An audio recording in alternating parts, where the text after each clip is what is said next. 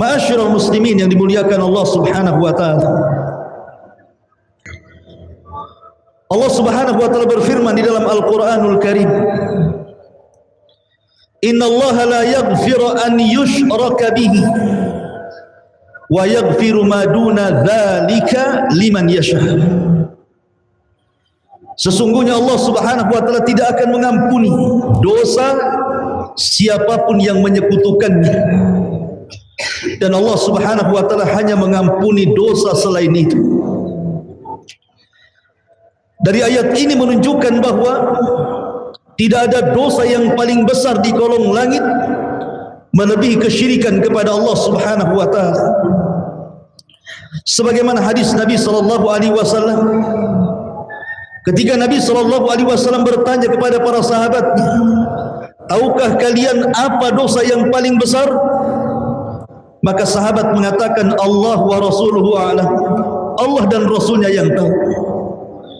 Maka Nabi SAW menyebutkan yang pertama, al-isyraku billah, seseorang menyekutukan kepada Allah Subhanahu wa ta'ala. Dan salah satu jenis kesyirikan yang disebutkan oleh para ulama tauhid adalah orang yang datang ke paranormal, orang yang datang ke dukun, orang yang datang ke tukang santet dan tenun. Ma'asyiral muslimin yang dimuliakan Allah Subhanahu wa taala. Nabi sallallahu alaihi wasallam di dua hadis mengancam dengan ancaman yang sangat berat orang yang datang kepada dukun-dukun, tukang-tukang sihir, baik yang berkedok agama ataupun yang tidak. Kata Nabi sallallahu alaihi wasallam, "Man ata arrafan fasala an syai'in lam tuqbal salatuhu arba'ina yawman." Barang siapa yang datang ke tukang ramal, ke dukun, ke tukang santet, ke tukang tenun, hanya bertanya dan tidak membenarkan, maka solatnya 40 hari ditolak dan tidak akan diterima. Seluruh solatnya akan ditolak, baik solat wajibnya, baik solat sunnahnya, baik solat duhanya, tahiyatul masjidnya, qabliyah dan ba'diyahnya, witir dan malamnya, seluruhnya ditolak di hadapan Allah Subhanahu wa taala. Hanya sekedar konsultasi dan bertanya dan belum meyakini. Tapi kalau sampai kemudian meyakini, membenarkan apa yang dikatakan mereka, maka tentu hukumannya di atas itu. Kata Nabi sallallahu alaihi wasallam, "Man ata arrafan aw kahinan fasa'ala an syai'in fasaddaqahu faqad kafara bima unzila ala Muhammadin sallallahu alaihi wasallam." Barang siapa yang datang ke dukun, datang ke peramal, tukang tenun dan yang semacamnya, dia bertanya, membenarkannya, bahkan jadi pasiennya, maka dia telah kufur dengan syariat Muhammad sallallahu alaihi wasallam alias keluar dari Islam. Dia harus mengulang syahadatnya. Ma'asyiral muslimin yang dimuliakan Allah Subhanahu wa taala. Akhir-akhir ini banyak praktek-praktek perdukunan, apakah itu benar ataukah itu settingan, menyebar di dunia media, dan itu menjadikan pengaruh yang sangat besar terutama bagi para penontonnya yang tidak memiliki akidah dan tauhid. Terkadang mereka membenarkan tontonan mereka, atau mungkin kalau cerdas sedikit mereka mengatakan, "Ah, ini settingan saja," tapi dia tetap menonton. Ma'asyiral muslimin yang dimuliakan Allah Azza wa Jalla. Kenapa dalam Islam dunia perdukunan sangat dilarang? Karena dalam dunia perdukunan itu ada istikhdamus syayatin.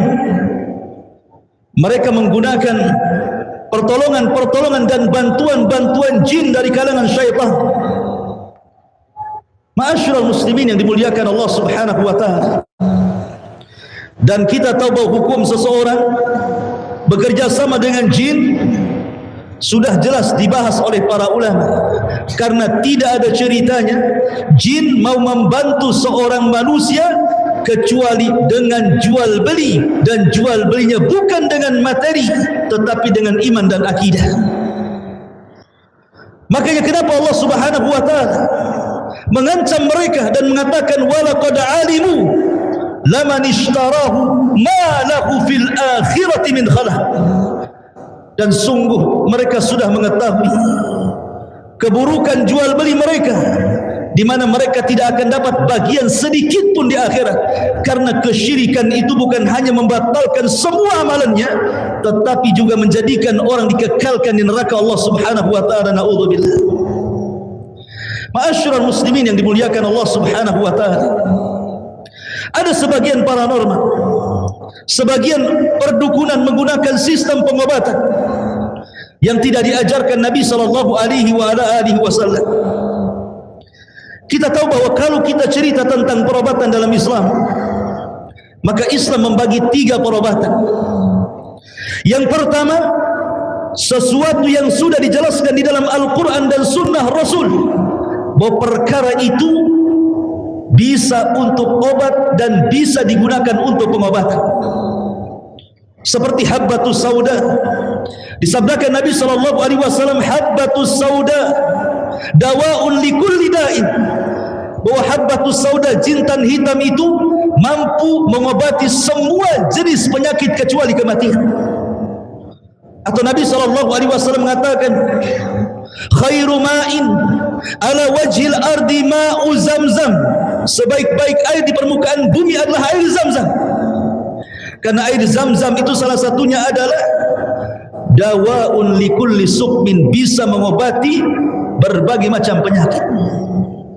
Atau mungkin dengan meminum minyak zaitun, buah tin, atau dengan cara hijamah, atau mungkin dengan cara ruqyah, sebagaimana Allah Subhanahu wa taala berfirman, wa nunazzilu minal Qur'an ma huwa shifaa'un wa rahmatun, dan kami turunkan Al-Quran itu untuk obat dengan cara dibacakan, atau istilah syar'i dengan cara diruqyahkan.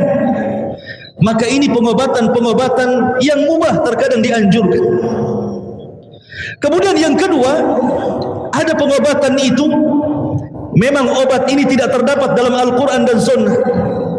Al-Quran tidak mengatakan ini obat, Sunnah mengatakan ini tidak obat, tetapi ada penelitian ilmiah yang dilakukan oleh dunia farmasi dan perobatan, dunia herbal dan kedokteran, mengatakan bahwa buah ini memiliki kandungan khasiat mampu mengobati penyakit ini dan itu. Akar ini memiliki khasiat mampu mengobati penyakit ini dan itu, ataupun dedaunan, ataupun bunga-bunga, atau yang semacamnya. Maka berobat dengan sesuatu yang sudah diteliti itu dibolehkan dalam Islam dan tidak diharamkan. Kemudian yang ketiga, ini yang jadi masalah. Al-Quran tidak mengatakan ini obat, Sunnah mengatakan ini tidak obat. Penelitian para pakar baik dunia farmasi ataupun kedokteran atau dunia herbal tidak mengatakan ini obat. Tiba-tiba kemudian dikatakan ini obat, maka ini masuk dalam kaedah para ulama, ja'alas sabab ma laysa bis-sabab. Dia telah menjadikan sebab yang bukan sebab, bisa terjerumus kepada 2 hukum. Pertama, syirkul akbar ataupun syirkul asghar. Dia bisa masuk pada syirik besar ataupun hanya sekedar syirik kecil, dua-duanya syirik. Seperti yang kita lihat di tayangan-tayangan, ada orang mampu mengobati penyakit pasien dengan cara dipindahkan penyakit itu ke dalam kelapa muda, atau mungkin dipindahkan ke ayam, atau mungkin kemudian disedot, dan dia mengatakan bahwa di dalam dirinya terdapat jin. Dari mana dia tahu ada jin? Kemudian diobati dengan cara dibelikan atau dikalungkan, mungkin istilah mereka dengan tasbih-tasbih karamah, dengan gelang-gelang karamah. Tidak ada hubungan antara penyakit dengan gelang ataupun tasbih. Dia menjadikan sesuatu yang bukan sebab dijadikan sebab.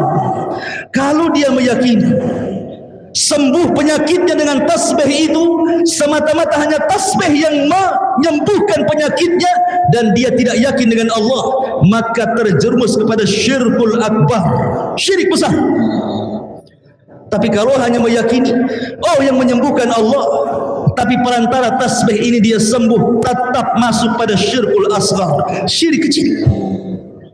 Ma'asyiral muslimin yang dimuliakan Allah Subhanahu wa taala, penyakit itu datang dari Allah dan obat juga datang dari Allah.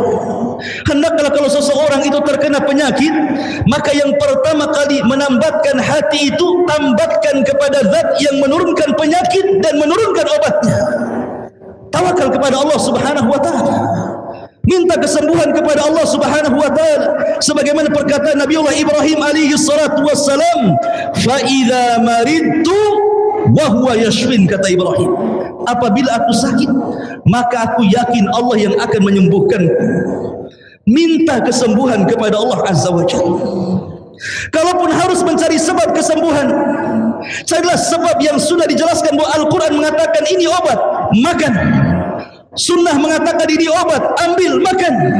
Atau mungkin penelitian para dokter, farmasi, dunia herbal, walaupun tidak 100% mengobatkan, tetapi keumumannya kalau minum ini sembuh, minum. Tapi kalau tidak sesuai dengan akal, tidak ada penelitian baik secara ilmiah, farmasi atau kedokteran, tidak ada nas hadis ataupun Al-Quran, hindari perobatan seperti ini, karena bisa saja ini praktek-praktek kesyirikan yang akan menjerumuskan kita kepada dosa yang paling besar yang tidak akan diampuni oleh Allah Subhanahu wa taala. La in asyrakta la yahbatanna amaluka wa la takunanna minal khasirin. Kalau engkau melakukan kesyirikan, maka hancur lebur amalan kalian dan kalian termasuk orang yang rugi dunia ataupun rugi akhirat. Dalam dunia perdukunan ada istilah penerawangan, seolah-olah mereka mampu melihat jin, seolah-olah mereka mampu mengendalikan jin, sehingga kemudian berakhir dengan iddiaul ghaib, mengaku sok tahu yang gaib. Tidak ada yang tahu yang gaib kecuali Allah Subhanahu wa taala. Saya ulangi, tidak ada yang tahu yang gaib kecuali Allah Subhanahu wa taala. Jangankan kita, para nabi tidak tahu yang gaib kecuali setelah Allah Subhanahu wa taala habarkan kepadanya. Nabi Allah Sulaiman alaihi salatu wassalam suatu ketika membariskan pasukannya, rupanya burung hudud tidak ada. Kemudian Sulaiman mengatakan, di mana hudud? Kalau seandainya dia datang, aku akan siksa dia atau aku akan bunuh dia kecuali dia membawa alasan. Sebentar kemudian hudud datang. Kemudian dia mengatakan alasannya kenapa dia tidak berbaris dalam barisan pasukan Sulaiman. Rupanya dia terbang dari Palestina ke Yaman. Kemudian dia mengatakan, inni wajadtu, sesungguhnya aku dapati di Yaman itu sebuah kerajaan besar. Sebuah kerajaan besar, maksudnya kerajaan Balqis. Tapi sayang, aku dapati dia dan kaumnya menyembah matahari dan bulan, Tuhan selain daripada Allah Subhanahu wa taala. Lihat, Sulaiman tidak tahu dia di Palestina, di Yaman ada kerajaan. Padahal Sulaiman itu penguasa dunia. Ditundukkan padanya angin, ditundukkan padanya awan, ditundukkan padanya binatang, bahkan jin tunduk kepada Sulaiman. Tapi dia tidak tahu yang gaib di Yaman itu ada kerajaan, kecuali setelah diberitahu hudud. Bahkan ketika Nabi Sulaiman meninggal dunia, kemudian Nabi Sulaiman hanya terduduk dalam singgasananya, jin masih bekerja. Bertahun-tahun mereka bekerja. Setelah kemudian rayap-rayap menggerogoti singgasana Sulaiman, kemudian singgasananya roboh, Sulaiman pun ikut roboh. Jin mengatakan, sungguh kalau seandainya kami tahu Sulaiman sudah mati sejak dulu, tentu kita tidak terhina seperti ini bekerja kepada Sulaiman. Nabi Sulaiman tidak tahu yang gaib, jin-jin pun tidak tahu yang gaib. Tiba-tiba kemudian datang orang-orang yang mengaku orang cerdas, orang pintar, dibungkus dengan agama, mengaku dirinya gus, kiai, ustaz, tuan guru. kemudian membuka praktek dan mengatakan tahu yang gaib, wallahi dustakan pengakuannya. Tidak ada yang tahu kegaiban kecuali Allah Subhanahu wa taala, illa man irtada mir rusul, kecuali orang-orang yang diridhoi dari kalangan rasul. Selain rasul tidak ada tahu yang gaib. Apalagi kemudian sampai di antara mereka bekerja sama dengan syaitan, dengan jin-jin. Nabi SAW bukan hanya nabi kepada manusia, tapi dia nabi kepada bangsa jin. Makanya Allah mengatakan, wa ma khalaqtul jinna wal insa illa liya'budun. Tidakkah aku ciptakan jin dan manusia kecuali mereka disuruh untuk beribadah kepada Allah Azza wa Jalla. Dalam kondisi segenting apapun, Rasul tidak pernah meminta pertolongan kepada jin. Kalau Rasul mau, ketika perang Uhud, di mana kaum muslimin mampu dipukul mundur oleh orang-orang kafir Quraisy, Rasul sampai terkena hantaman sehingga gerhamnya retak, badannya berdarah, sampai Rasul marah kepada orang-orang yang melukainya dan mengatakan, semoga Allah melaknat orang-orang yang mereka telah menyakiti nabinya. La yuflihu qaumun syujja nabiyyu. Tidak akan beruntung orang-orang yang telah menyakiti nabinya. Kenapa Nabi SAW dalam kondisi genting dia tidak meminta pasukan jin? Bukankah jin adalah umatnya? Bukankah jin umat Nabi SAW? Tidak mungkin mereka tidak membantu. Tapi kenapa Nabi SAW tidak meminta pertolongan kepada mereka? Ma'asyiral muslimin yang dimuliakan Allah Azza wa Jalla, karena alamnya berbeda. Dan kebanyakan jin itu diciptakan jahat. Ya, di antara mereka ada orang yang ada jin yang saleh. Sebagaimana Allah mengatakan, wa minnas salihuna wa minna duna dzalik kunna tara'iqa qidada. Kami bangsa jin ada yang baik, ada yang tidak baik. Kami bertingkat-tingkat. Tapi kebanyakan jin itu jahat. Maka ketika jin bekerja sama dengan manusia, pasti jin itu akan bersyarat dengan cara timbal balik. Baik, saya akan bantu, tetapi bayarannya iman dan juga akidah. Berarti tukar beli agama. Ma'asyiral muslimin yang dimuliakan Allah Subhanahu wa taala, kalau dari sini kita tahu bahwa mereka adalah para pendusta, sebagaimana Nabi SAW mengatakan kepada para peramal, satu kebenaran 99 kedustaan. Dari sini menunjukkan bahwa 99% para dukun itu para pendusta. Mereka tidak pernah berucap kebenaran. Kalaupun sebuah kebenaran, maka itu dikatakan istidraj, kebetulan, kata Nabi SAW. Oleh karena itulah maka kita berlindung kepada Allah Subhanahu wa taala. Semoga kita diberikan istiqamah untuk tidak datang ke dukun, untuk tidak datang ke tukang sihir untuk menyihir, karena itu sebuah kezaliman. Ma'asyiral muslimin yang dimuliakan Allah Subhanahu wa taala, maka kuatkanlah akidah, kuatkanlah tauhid. Sebab kalau akidah dan tauhid tidak kuat, kita dikhawatirkan terjerumus kepada dosa yang paling besar yang tidak akan diampuni oleh Allah Subhanahu wa taala, kesyirikan kepada Allah Subhanahu wa taala.